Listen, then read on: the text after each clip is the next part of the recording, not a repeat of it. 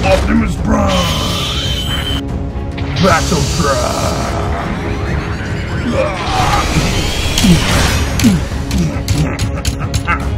What? Bakit ganun? Hindi ka tinatabla ng spike ball ko. Hindi mo obvious yan, Battle Trap. I'm too strong for you.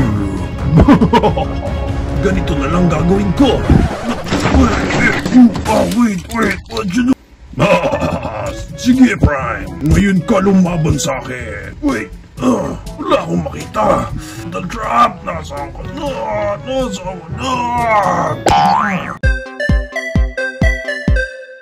And ito nga guys, ang toy na re-review natin for today. This is the Shape-Shifting Jeep Deformation Series QT01. And pag binili natin siya, ganyang klaseng packaging, meron siya sa harap and sa likod, and on the side, on the other side, on top, and at the bottom.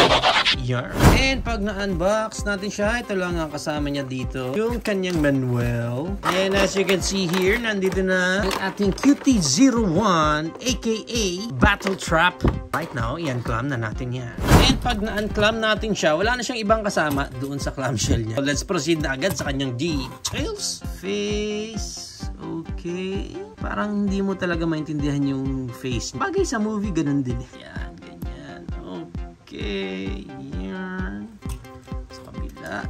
And sa side niya, ganyan ang mga details niya. Medyo mukhang busy siya dito sa bandang likod ng mga arms niya. Okay naman sana yung backpack niya dito. Hindi naman gaanong kalakihan eh. Pero, ayun, masyado nang marami nangyari sa likod ng braso niya dyan. Yung... Okay. So right now, sa articulation nitong Battle Trap na to, yung head niya is on a ball joint. So naiikot yan. And may konting look up eh. May konti lang. Konti. Tapos yung look down niya, ganyan. Pero pwede mo pang masagad yan. Pero naangat mo na yan. Transformation niya mamaya. And then sa kanyang Creed moment with arms wide open. Iyan. And yung kanyang braso na rotate niya ng ganyan. Articulation siya sa bicep niya. And sa elbow niya, yan ang kanyang elbow bent. Walang any articulation mismo yung kamay niya. As is lang siya. Pero dito sa kabila kasi, mapapansin niyo nandito yung kanyang spiky ball. Dito, walang articulation din. Although, hindi siya articulation, pero pwede mong i-open niya. And then, makita mo, hawak-hawak niya pala yung kanyang spiky ball. And then, you can see, dalawa naman pala yung kamay dito ni Battle Trap. Pagdating sa waist niya, may rotation siya dyan. Then, wala nang any ab crunch. Pagdating sa legs niya, yan. Kayang-kaya niyang ating Van Damme splits. Good. Then, ang kanyang high kick, kalahati lang. Pagdating sa likod, ang kanyang back kick. Matama na dyan sa panel. So, pwede mo iangat yan para mas maiangat mo pa yung. Pagdating sa thigh rotation niya, meron siya dyan. And then, yung kanyang knee bend. Yan. Okay? Maganda yung knee bend niya. Pagdating sa paa, mabababa mo ng ganyan pero hindi mo na maangat. And then, meron din siyang tiltage dito sa front. Yung front feet lang ang meron. Okay, so yun ang kanyang articulation. And again, wala siyang ibang accessories kung hindi ito lang kanyang spike ball. Maganda. Now, let's proceed na sa kanyang transformation. First na gagawin natin. So, dito sa likod niya is ibababa lang natin. Yan. And then, actually, itong dalawa na to, nakapwesto na dyan. Ang original kasi na position na itong dalawang to. So, nakaganyan dapat yan sa loob. According sa ating manual, dapat daw ilabas mo yan. Ito rin. Pero kanina, nung in-unbox natin siya, nakalabas na pala yan. And then, dito sa likod niyan, itong dalawa na to na parang spikes, ibababa na natin siya pag ganyan. Yan. Ganun din dito sa kabila, baba na rin natin. Yan. Ganyan siya dapat. And then, after nun, dito sa harap, open na natin yan pag ganyan. Yan. So, ganun din sa kabila. Yan. Yan. Peg mo na siya doon sa parang square niya na yon. And then, itong head niya is usog na natin ganyan. So, even ito, open mo na rin siya. After nyan, itong dalawang portion na to, iaangat na natin yan. Pag ganyan. So, ganun din dito sa kabila. So, pag ganyan dapat ang itsura niya. And then, this one, yung head niya, papasok na ulit natin dyan. And then, yan. Okay. So, gaganyan natin yung pinaka-head niya. Ganyan dapat ang itsura niya. After nyan, dito sa likod is ibababa na natin to. Yan. Ganon din sa kabila. Babaan na rin natin ganyan, pag ganyan. And then, itong pinaka-top portion niya na to is iikot na natin. Yan, pag ganyan na siya dapat. Then, itong sa front na to, yan, iangat na natin yan ng pag ganyan. Okay, so ganyan dapat ang itsura niya. And then, dito, sa shoulder niya ngayon, angat na natin. Kailangan ma-close mo siya ng pag ganyan. Ma-position mo na dapat itong portion na to. So, ganun din dito sa kabila. Ang gagawin natin is, forward mo na lang ng ganyan. And then, tsaka mo siya ipasok dito sa portion na to. Yan. And after nyan, itong dalawang mahaba na to is dapat nakaikot siya ng pag ganyan. Yan. And then, kakabit siya.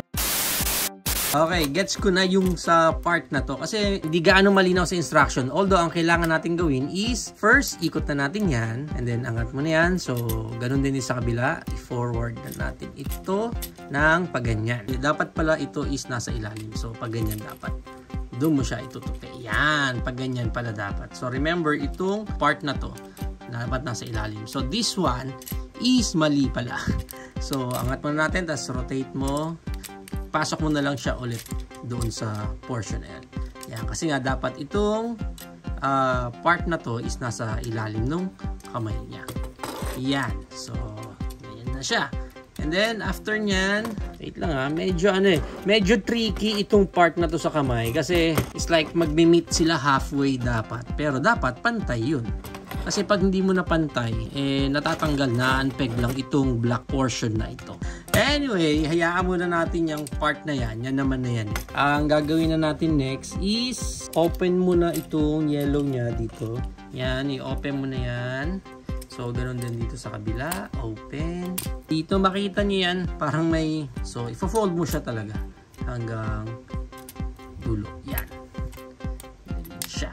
Okay, ganyan dapat ang itsura niya. Then after nyan, itong part na to, sa paa niya, baba mo na yan, baba mo na rin yan. After mong mababa itong dalawa na to, dito sa side niya, open na rin natin yan, panel na yan. Open na rin natin yan, panel na yan. And then pag na-open na natin yan, dito sa ilalim, makikita nyo to, yung peg na yan, doon siya pupunta. Para ma-secure lang natin yung part na yan, yun ang nag-snap. Okay. Magpo-fold na lang dapat dito. Pero as you can see, hindi siya pantay. Hindi siya pantay. Okay, syempre ihahabol na lang natin para maisiksik natin siya na ganyan. Okay, ayan. Mukhang okay naman na siya doon. Ewan ko. So, sige, try naman natin dito sa kabila. So, ito naman yung i-fold natin ng pag-ganyan. Ayan, hindi siya talaga pantay. No? May supposedly pantay siya dapat. Yan, okay yun. Minsan, kailangan mo na lang talagang pilitin para umusod ka sa buhay. So, dito ngayon sa harap is ipepeg na natin yan. Yung dalawa na yun. May makita kayo dyan parang dalawang square.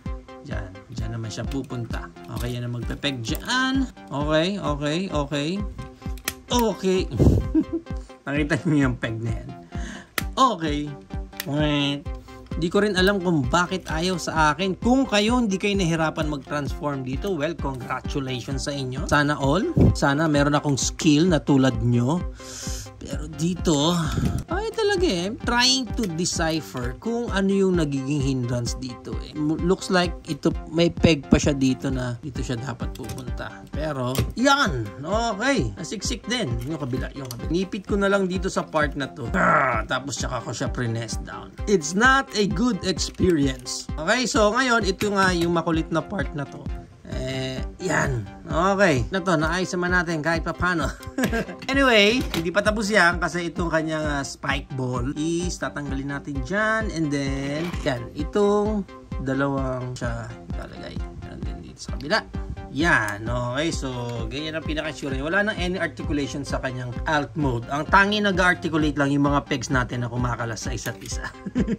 Check muna natin yung details ni Battle Trap sa kanyang alt mode. Maganda naman okay naman sana Ang nakikitang number one problem ko dito is yung mga pegs niya talaga na hindi gaanong bati-bati yung mga pegs niya. That's why parang may mga kumakalas na part na kukuha mo yung transformation niya pero it's not a good experience sa mga toy collector pag ganun, pag makulit sa transformation. Okay, yan. Yung kanyang alt mode na gumugulong ba? Gumugulong naman kahit pa paano. Hindi gaanong gumugulong. Okay, pero ayan na si Battle Trap sa kanyang alt mode.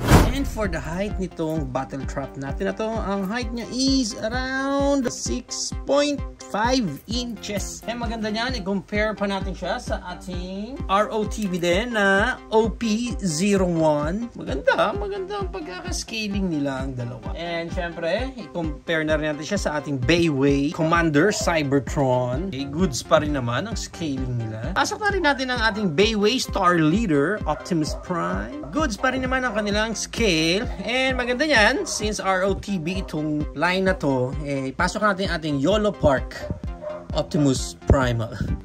Masyadong malaki si Optimus Primal para sa kanilang lahat. Yan. Actually, custom ko na to. Kung nagtataka kayo bakit ganyan na itsura niyan. Mas maganda. Nax naman. So, yan ang ating high comparison. Now, para sa price ng QT01 natin na to, ang price range niya is around 800 up to 1,100 pesos. Depende na lang again kung saan market kayo makakuha ng specific copy nyo nito.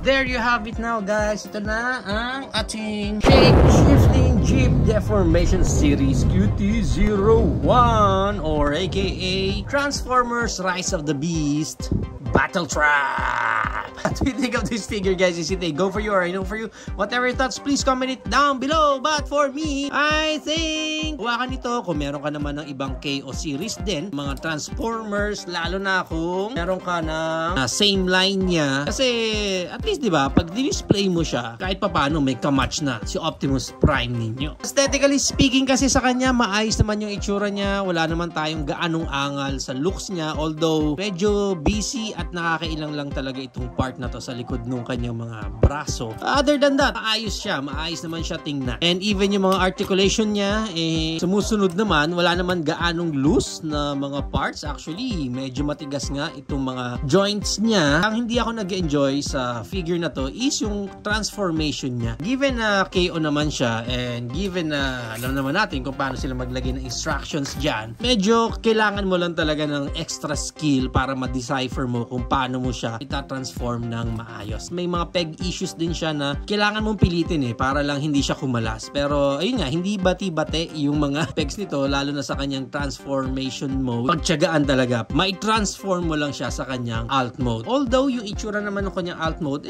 maayos naman kahit papano. Again, tulad nga nung sabi ko sa inyo, overall, itong Battle Trap natin is maganda na to sa collection mo. Maganda talaga pag dinisplay mo kasama ng OP01 mo, itong si Battle Trap.